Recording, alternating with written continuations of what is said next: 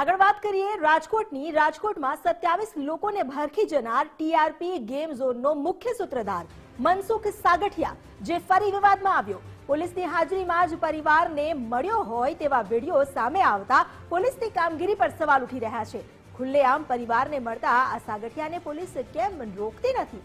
એટલું જ નહીં, સાગઠિયા કોર્ટના કમ્પાઉન્ડમાં નાસ્તો કરતો હોવાનો પણ ખુલાસો થયો। મહત્વનું છે કે વિડીયો સામે આવતા ભાજપના મોટા નેતાનો ફોન આવ્યા બાદ પરિવારને મળવા દીધો હોવાની ચર્ચાએ હવે જોર પકડ્યું છે।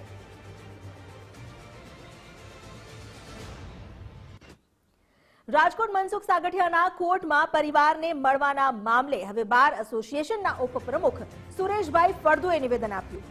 મનસુખ સાગઠિયા સામે 3 ગુના દાખલ છે। કાયદા પ્રમાણે પરિવારને મળવા કોર્ટની મંજૂરી લેવી પડે। કોર્ટ પરિસરમાં આ પ્રકારે કોઈ આરોપી નહીં મળી શકે।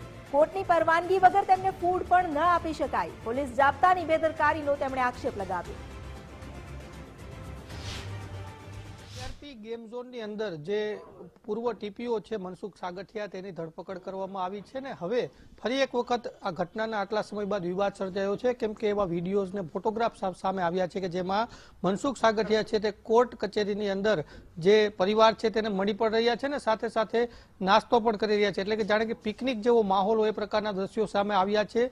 આ ક્યાં સુધી યોગ્ય છે? કેમ કે 27 જેટલા જે નિર્દોષ લોકો ને એમાં પણ સૌથી વધુ બાળકો છે તેના મોતનો જે ઘટના બની હતી ને તેમાં મનસુખ સાગઠિયા છે તે મુખ્ય આરોપી છે।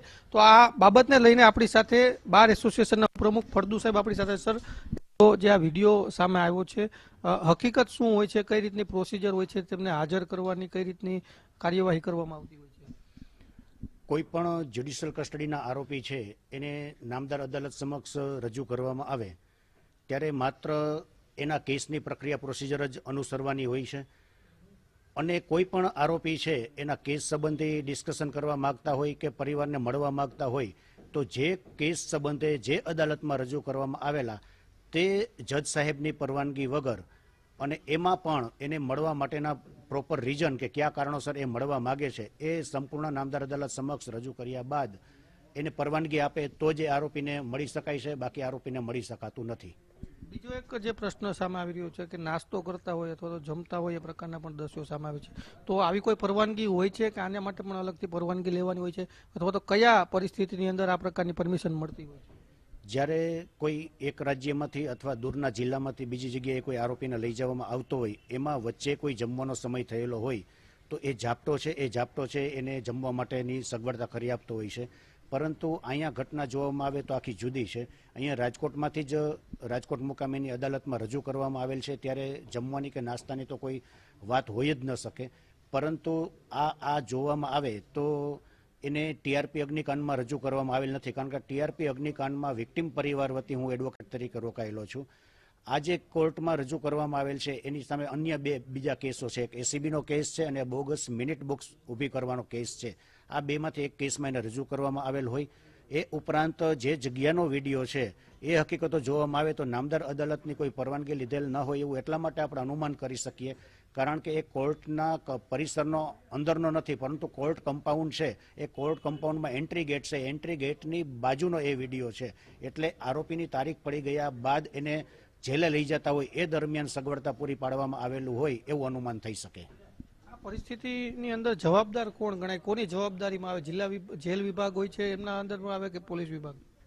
આ જોવામાં આવે તો જેલમાંથી જાપ્તો ફાળવવા માટે હેડક્વાર્ટરને જાણ કરવાની હોય છે અને હેડક્વાર્ટરમાંથી એને જાપ્તો ફાળવવામાં આવે અને એ હેડક્વાર્ટરમાંથી જાપ્તો જે ફાળવવામાં આવેલો એ જે પોલીસ અમલદારો છે એને જેલથી કોર્ટ અને કોર્ટથી ફરીથી જેલ સુધી સલામત રીતે પહોંચાડવાની જવાબદારી એની હોય છે।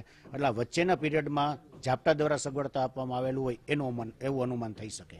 આ પ્રકારની પરિસ્થિતિની અંદર શું કાનૂની કાર્યવાહી આમની વિરુદ્ધ થઈ શકતી હોય? જેલ જાપ્તો જે ફાળવનાર છે એના જે અધિકારી છે, વડા છે, એ આ સંબંધે ઇન્વેસ્ટિગેશન કરી શકે અને ઇન્વેસ્ટિગેશનના અંતે જાપ્તામાં જે જવાબદારો છે જેને સગવડતા પૂરી પાડેલી છે એના વિરુદ્ધ એના પ્રોસિડિંગ છે એ ઇનિશિએટ કરી શકે છે।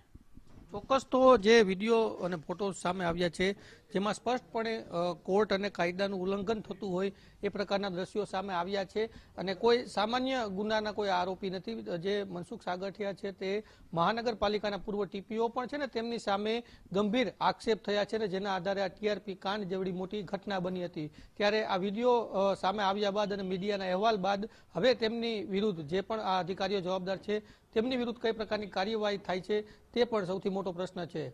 કેમેરા પર્સન કિશોર વાડોલિયા સાથે ગૌતમ ભેડા, ગુજરાત ફર્સ્ટ, રાજકોટ.